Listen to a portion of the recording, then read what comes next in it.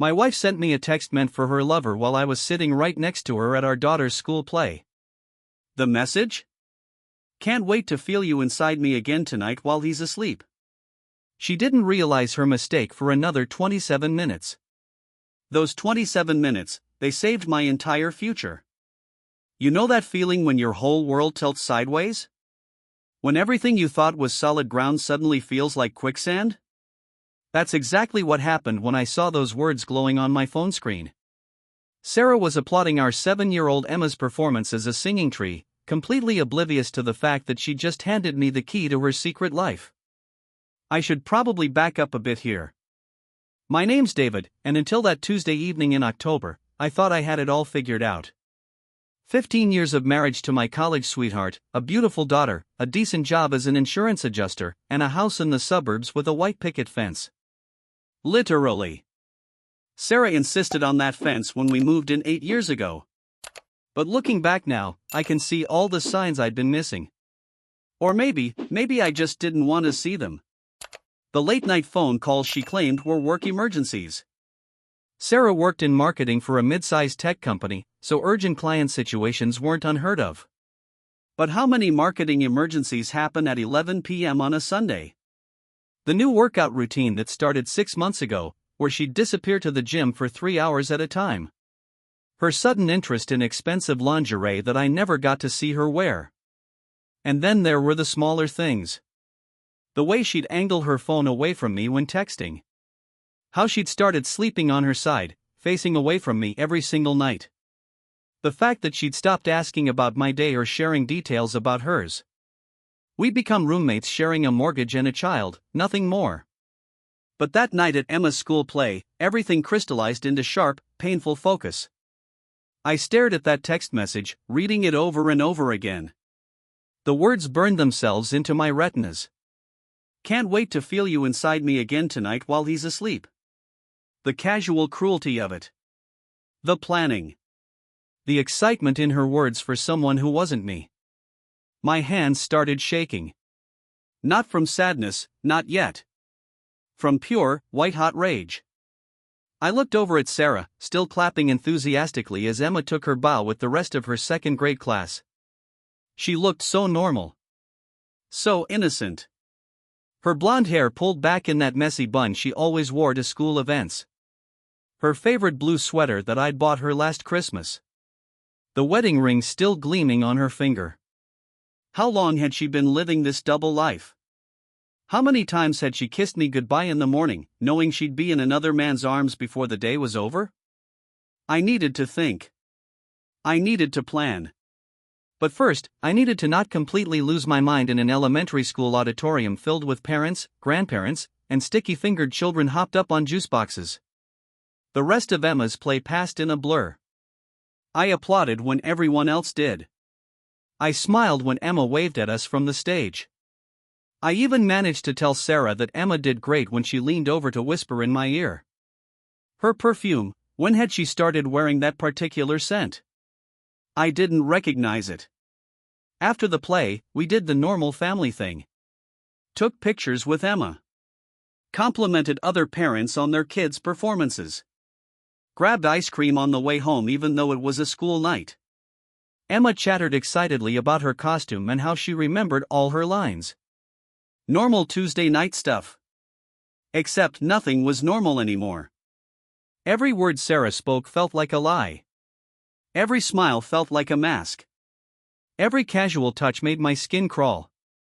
But here's the thing about betrayal this deep, this complete, it doesn't just hurt. It clarifies.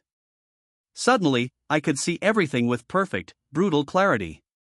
When we got home, Sarah announced she was tired and going to bed early. It was only 8:30 p.m. She kissed Emma goodnight with genuine warmth, then gave me a quick peck on the cheek. Don't stay up too late watching TV, she said, just like she had 100 times before. But now I knew what she really meant, go to sleep so I can sneak out and go to him. I tucked Emma into bed, reading her the same bedtime story we'd read every night for the past 2 years. Good night, Moon. Such an innocent little ritual. Emma fell asleep holding her stuffed elephant, completely unaware that her world was about to change forever. That's when I started my real work. I've been an insurance adjuster for 12 years. You know what that job teaches you? How to investigate. How to find evidence. How to build a case. How to document everything meticulously, because the truth always comes out eventually, and you better have proof when it does. Sarah's phone was charging on the kitchen counter. She'd gone upstairs to shower and get ready for bed. I knew I had maybe 20 minutes before she came back down. I'd never violated her privacy before. In 15 years of marriage, I'd never once looked through her phone, her email, her social media. I trusted her completely. What a fool I'd been. Her phone was password protected, but I knew the code. Emma's birthday. How sickeningly sweet that she'd used our daughter's birthday to protect her secrets. What I found in those 20 minutes, it was worse than I'd imagined. So much worse. The affair had been going on for 8 months. 8 months. His name was Marcus, and he worked at her company. Not just a co-worker, her direct supervisor. 29 years old to her 38. Divorced. No kids. The text messages between them were graphic. Detailed. They painted a picture of a relationship that was both intensely physical and emotionally intimate. He wasn't just someone she was sleeping with. She was in love with him. But the texts that really destroyed me weren't the explicit ones. They were the ones where she talked about leaving me. About how she was just waiting for the right time. About how she'd already consulted a lawyer about custody arrangements. David's so clueless, she'd written just 3 days earlier. Sometimes I think I could pack my bags in front of him and he'd ask if I was going on a business trip. She was planning to take Emma. Planning to start a new life with Marcus. Planning to destroy everything we'd built together, and she thought I was too stupid to notice. I heard the shower turn off upstairs. Quickly, I forwarded the most damning messages to my own phone, then deleted the evidence of what I'd done. When Sarah came downstairs 20 minutes later, I was sitting on the couch watching SportsCenter, just like any other night. "I'm really tired," she said, stretching and yawning dramatically. "I think I'm going to take some melatonin and try to get a good night's sleep." "That's probably smart," I replied, not looking away from the TV. "You've been working so hard lately." She kissed the top of my head. "Love you," she said. "Love you too," I lied back. I listened to her footsteps on the stairs. Heard our bedroom door close. Waited another 30 minutes until I was sure she was asleep, or pretending to be. Then I did something I'd never done before in my life. I hired a private investigator. His name was Ray Morrison, and he came highly recommended by a colleague who'd gone through a messy divorce a few years back. Ray was a former police detective turned PI, and he had a reputation for being thorough, discreet, and expensive. We met at a coffee shop downtown the next morning. I showed him the text messages. Gave him Sarah's work schedule, her gym routine, and everything else I could think of that might be useful. "How long do you need?" he asked. "I want enough evidence to guarantee I keep my daughter," I told him. "Whatever that takes." "Give me 2 weeks," Ray said. "Maybe 3 if they're being careful." They weren't being careful. They were being arrogant. Reckless. Stupid. Ray had photos and video evidence within a week. Sarah and Marcus meeting at hotels during lunch breaks. Long kisses in parking garages. Hand-holding walks through parks on the other side of town where they thought no one would recognize them. But the evidence that sealed Sarah's fate came from an unexpected source, Emma. My daughter, my sweet, innocent 7-year-old daughter, had been keeping a secret too. Sarah had been bringing her along on some of these errands to see Marcus. Emma thought he was just Mommy's friend from work who was really nice and bought her ice cream. When I finally sat Emma down and gently asked her about Mommy's friend, the whole truth came spilling out. Ice cream dates. Trips to the zoo. Movies that Daddy couldn't come to because he was working. Sarah had been introducing our daughter to her lover, letting Emma get attached to the man she planned to replace me with. That's when I knew I had to destroy her completely. I didn't confront Sarah immediately. I spent another week gathering evidence, consulting with divorce attorneys, and planning my next move with surgical precision. Because here's what Sarah didn't understand about me: I might be boring, I might be predictable, but I'm very, very good at my job. And my job is finding the truth. The confrontation came on a Friday night. Emma was at her grandmother's house for a sleepover. Sarah and I were alone for the first time in weeks. She'd been planning to go out with the girls from work. I knew she was really planning to spend the night with Marcus at his apartment. She came downstairs dressed to impress. Little black dress I'd never seen before. New shoes. Hair and makeup perfect. She looked beautiful, and it made me sick. "Don't wait up," she said, grabbing her purse. "You know how these work parties can go." "Actually," I said, standing up from the couch, "I think we need to talk." Something in my voice must have warned her. She froze halfway to the door, her hand on the handle. "Talk about what?"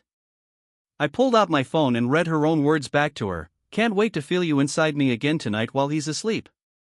The color drained from her face. Her purse slipped from her fingers and hit the floor with a soft thud. "David, I can explain." "No," I said quietly. "You really can't." I showed her the photos Ray had taken.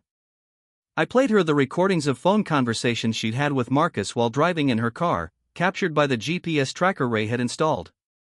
I laid out financial records showing the credit card charges at hotels and restaurants I'd never been to. But the piece of evidence that broke her completely was the video of her introducing Emma to Marcus at a playground, then all three of them going for ice cream like some twisted version of a family outing. "You involved our daughter," I said, and for the first time since this all began, my voice cracked with emotion.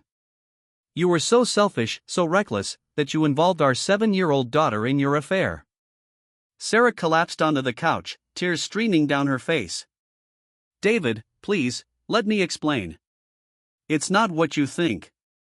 "It's exactly what I think," I replied. "It's worse than what I think. You've been planning to leave me for months. You've been consulting lawyers behind my back. You've been using our daughter as a prop in your little fantasy life with Marcus." I sat down across from her, leaning forward. "Here's what's going to happen, Sarah. You're going to move out of this house by Sunday. You're going to tell Emma that Mommy and Daddy need some time apart, and you're going to do it in a way that doesn't traumatize her. And you're going to sign the divorce papers my lawyer sends you without fighting me on custody." "You can't do this," she said, desperation creeping into her voice. "I won't let you take Emma away from me." I pulled out one more folder. "This is documentation of every time you've left Emma alone to meet Marcus. Every school event you've missed because you were with him. Every lie you've told our daughter about where you were going and who you were with. Plus affidavits from witnesses who've seen you acting inappropriately in public while Emma was present." I paused, letting that sink in. No judge is going to give primary custody to a mother who's been using her child as cover for an extramarital affair. You'll be lucky to get supervised visitation. Sarah's sobs turned into hyperventilating gasps. "David, please. I love Emma. She's everything to me." "If Emma was everything to you," I said, standing up, "you wouldn't have risked losing her for Marcus." The next few hours were ugly. Sarah tried every tactic she could think of. Begging, bargaining, making promises she had no intention of keeping. She even tried to seduce me, as if physical intimacy could somehow undo 8 months of betrayal. But I was done. Completely, utterly done. By Sunday evening, Sarah was gone. She took her clothes, her personal items, and the crushing weight of her own choices. Emma cried when Sarah explained that Mommy was going to live somewhere else for a while, but kids are resilient. They adapt faster than adults do. The divorce was finalized 6 months later. I got the house, primary custody of Emma, and a clean slate to rebuild my life. Sarah got weekend visitation, a harsh lesson in consequences, and Marcus, who, as it turned out, wasn't nearly as interested in being a stepfather as he was in being a secret lover. That relationship imploded within 3 months of our separation. Apparently, the thrill of the forbidden was a big part of the attraction. Once there was nothing forbidden about it, Marcus lost interest quickly. Sarah called me crying about it, as if I was supposed to comfort her about losing the man she'd left me for. I hung up on her. Here's what I learned from all of this: betrayal isn't just about what someone does to you. It's about who they reveal themselves to be. For 8 months, I lived with a stranger who looked like my wife, sounded like my wife, but was actually someone capable of elaborate deception and breathtaking selfishness. The Sarah I thought I married wouldn't have involved Emma in her affair. She wouldn't have planned to destroy our family for her own gratification. She wouldn't have looked me in the eye every single day while living a complete lie. But the real Sarah did all of those things. And once you see someone clearly, really, truly clearly, you can never unsee it. Emma and I are doing great now.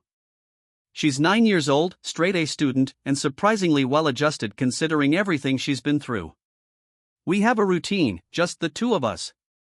Pancakes on Saturday mornings. Movie nights on Fridays. Bedtime stories every single night without fail. Sarah sees her every other weekend and one evening during the week. She tries to be the fun parent, buying Emma expensive gifts and planning elaborate outings, but Emma sees through it. Kids have a way of recognizing authenticity, and Sarah's attempts to buy forgiveness feel hollow even to a 9-year-old. I've started dating again recently. Nothing serious yet, but it's nice to remember what it feels like to be with someone who actually wants to be with you. Someone who doesn't check their phone constantly when you're talking. Someone who doesn't make you feel like you're competing for their attention. But you know what the strangest part of this whole experience has been? I'm grateful. I'm actually grateful that Sarah sent me that text message by mistake. Because if she hadn't, I might have spent years more living in that shadow marriage, never knowing that my wife was mentally and emotionally checked out. Never knowing that every "I love you" was a lie. Never knowing that she was planning to take my daughter away from me. That accidental text message saved my life. It saved Emma's life too, though she doesn't know it yet. Sometimes the worst thing that can happen to you turns out to be the best thing that could have happened to you. Sometimes betrayal, as brutal and devastating as it is, becomes the catalyst for building something better, something real, something honest. If you've made it this far in my story, maybe you've been there too. Maybe you know what it feels like to discover that the person you trusted most in the world has been living a lie. Maybe you know what it's like to realize that your whole life has been built on quicksand. If that's you, I want you to know something: it gets better. It gets so much better.